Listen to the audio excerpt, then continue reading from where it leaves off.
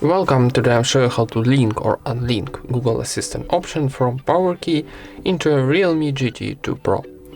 First of all, open your settings, then scroll down and choose System Settings option, this one. Then scroll down one more time, and on the bottom we got Wake Google Assistant with PowerKey. So this position like blue, it's activate this option, and this position like gray, it's turn off this option. So activate this option and let's try.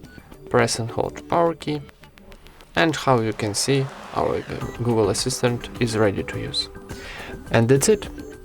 Thank you for watching, leave thumbs ups and subscribe to our channel.